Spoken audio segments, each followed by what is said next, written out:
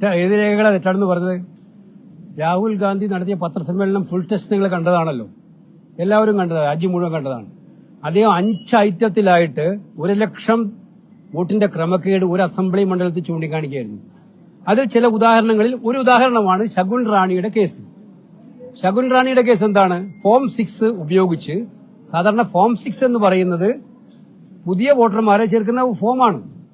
പുതിയ വോട്ടർമാർ 18-നും 21-നും ഒക്കെ ഇടയിലുള്ള വോട്ടർമാരെ ചേർക്കുന്നതാണ് ഫോം 6.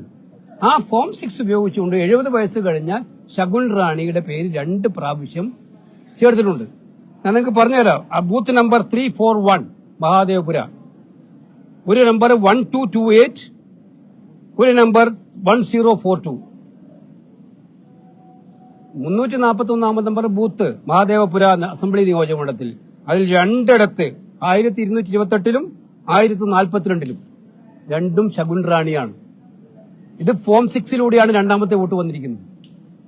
അവർ വോട്ട് ചെയ്തിട്ടുണ്ടെന്നുള്ളത് ഞങ്ങളടുത്ത് വ്യക്തമായ തെളിവുകളുണ്ട്. ഞങ്ങളുടെ BLA പോളിംഗ് ബൂത്തിലുണ്ടായിരുന്ന ആള് വോട്ട് ടിക്ക് ചെയ്തതിനകത്ത് ഇവർ 2 വോട്ടും ചെയ്തിട്ടുണ്ട്. രാഹുൽ ഗാന്ധി പ്രത്യേകിച്ച് പറഞ്ഞിരുന്നു അത് ഇവര് ചെയ്തതാണോ എന്നറിയില്ല. ഇന്ന് ഇലക്ഷൻ കമ്മീഷൻ പറഞ്ഞത് ശകുൻ റാണി നിഷേധിച്ചു, ഞാൻ 2 വോട്ട് ചെയ്തു എന്നുള്ള കാര്യം. രാഹുൽ ഗാന്ധിയുടെ പത്രസമ്മേളനം നോക്കിയാൽ നിങ്ങൾക്ക് മനസ്സിലാവും. രാഹുൽ ഗാന്ധി പ്രത്യേകിച്ച് പറഞ്ഞിരുന്നു രണ്ടാമത്തെ വോട്ട് ശകുൻ റാണി ചെയ്തോ അല്ല ശകുൻ റാണിയുടെ പേരിൽ വേറെ ആരെങ്കിലും ചെയ്തോ എന്നത് നിശ്ചയമില്ല, പക്ഷെ അവിടെ വോട്ട് ചെയ്തിട്ടുണ്ടെന്നുള്ളതാണ്. ഇത് നിങ്ങൾ മനസ്സിലാക്കേണ്ടത്, ഇത്രയും വിസ്ഫോടനകരമായിട്ടുള്ള കാര്യം ഞങ്ങൾ ഉന്നയിച്ചിട്ട് അതിനൊന്നും മറുപടി പറയാതെ ഇപ്പൊ ഒരു കത്ത് അയച്ചിരിക്കുകയാണ്. ഒരു ചെറിയ കാര്യം പറഞ്ഞ് രാഹുൽ ഗാന്ധി അതിന് തെളിവ് ഹാജരാക്കണമെന്ന്. എന്ത് ബാലിശമാണ്! ഇലക്ഷൻ കമ്മീഷനെ പോലെയുള്ള ഉത്തരവാദപ്പെട്ട ബോഡി ഇത്തരം ബാലിശമായ കാര്യങ്ങൾക്ക് വേണ്ടിയിട്ടാണോ പറയേണ്ടത്? അപ്പോൾ അതിൽ തന്നെ തെളിവല്ലേ? അവരെക്സ്പോസ്ഡായി ഇന്ത്യയിൽ സ്വതന്ത്രമായ ഇലക്ഷൻ നടത്താനല്ല അവർ നിൽക്കുന്നത് എന്നുള്ളത് എക്സ്പോസ് ചെയ്യപ്പെടുന്ന കാര്യമാണ് ഈ പുതിയ നോട്ടീസിലും. തെളിവുകൾ ഹാജരാക്കിയിട്ട് ചോദ്യങ്ങൾ ചോദിക്കുന്നവരോട് നോട്ടീസ് കാണിച്ച് ഭയപ്പെടുത്താമെന്ന് ഇലക്ഷൻ കമ്മീഷൻ വിചാരിക്കണ്ട. ഇത് ഞങ്ങള് അങ്ങനെ വിടുന്ന പ്രശ്നമല്ല. ജനാധിപത്യം കൊല ചെയ്യപ്പെടുന്ന സാഹചര്യമാണ്. ഈ ജനാധിപത്യം കൊല ചെയ്യപ്പെടുന്നതിന് കൂട്ടുനിൽക്കുന്ന ഇലക്ഷൻ കമ്മീഷൻ ഉദ്യോഗസ്ഥന്മാരെ എന്ത് ചെയ്യണമെന്ന് ഇന്ത്യയിലെ ജനങ്ങൾ തീരുമാനിക്കും. അതിന് ഞങ്ങൾ ജനങ്ങളുടെ അടുത്തേക്ക് പോകും.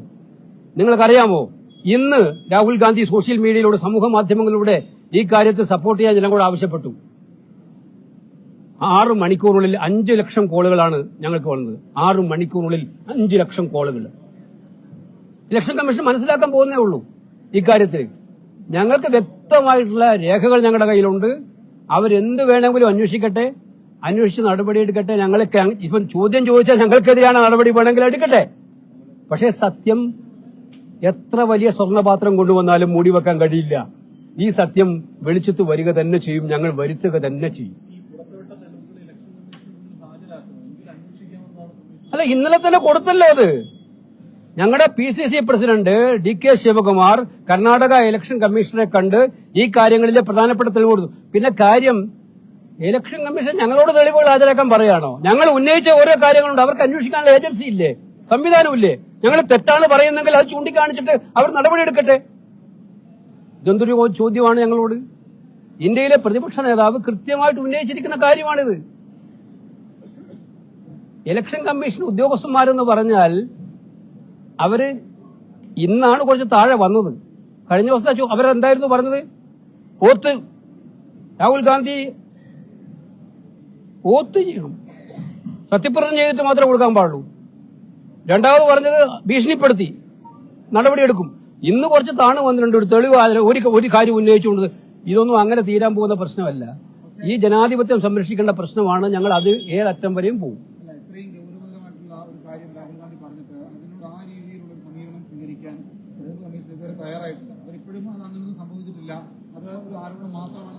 അതുകൊണ്ടാണല്ലോ ഞങ്ങൾ നാളെ ഇന്ത്യ സഖ്യത്തിലെ മുഴുവൻ MPമാരും തെരഞ്ഞെടുപ്പ് കമ്മീഷനിലേക്ക് മാർച്ച് ചെയ്യുകയാണ്.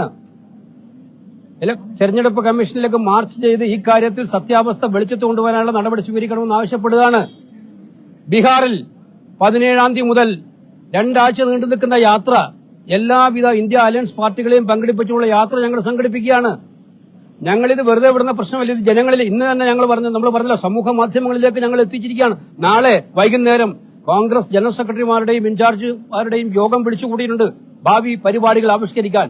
ഇത് എങ്ങനെ ജനങ്ങളിലേക്ക് കൂടുതൽ എത്തിക്കണമെന്നുള്ള കാര്യം തീരുമാനിക്കാനുള്ള യോഗമാണ് നാളെ വൈകുന്നേരം.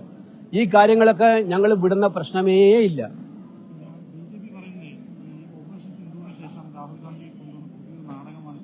അല്ല, BJPക്ക് എന്തും പറയാം. ഞങ്ങളുടെ ചോദ്യം ഇലക്ഷൻ കമ്മീഷനോടാണ്. We want a reply from election commission of India. BJPക്ക് വേണ്ടി ഏജന്റ് പണിയെടുക്കുന്ന ജോലിയാണോ ഇലക്ഷൻ കമ്മീഷൻ ഓഫ് ഇന്ത്യക്ക് ഉള്ളത്? അല്ലെങ്കിൽ എന്തുകൊണ്ട് അവർ ഇലക്ട്രോണിക് വോട്ടർ ലിസ്റ്റ് തരുന്നില്ല? ഒറ്റ ചോദ്യമേ ഉള്ളൂ. ഇലക്ട്രോണിക് വോട്ടർ ലിസ്റ്റ് എന്തുകൊണ്ട് തരുന്നില്ല? രണ്ടാമത് CCTV ഫുട്ടേജുകൾ റിമൂവ് ചെയ്യാൻ, നശിപ്പിക്കാൻ നിങ്ങൾ എന്തിന് തീരുമാനം എടുത്തു? ഈ രണ്ട് കാര്യങ്ങൾക്ക് ഉത്തരം എന്താ പറയാത്തത്? BJPക്ക് ന്യായീകരിക്കേണ്ടി വരുമല്ലോ. അവരല്ലേ ഏറ്റവും വലിയ ബെനിഫിഷ്യറി ഇതിന്റെ. അവര് ബെനിഫിഷ്യറിയായി അവരുടെ ഒരാൾ പ്രധാനമന്ത്രിയായത് ഈ വെട്ടിപ്പിലൂടെയല്ലേ. അപ്പൊ അവർ ചോദിക്കും. അതിൽ വലിയ അത്ഭുതമൊന്നും കാണണ്ട, അതവർ ചോദിക്കട്ടെ. പക്ഷെ ഈ കാര്യത്തിൽ മറുപടി കിട്ടുന്നത് വരെയുള്ള പോരാട്ടവുമായി കോൺഗ്രസ് പോവും എന്നുള്ളതാണ്. സംശയമില്ലാതെ മുന്നോട്ട് പോകും. ശരി.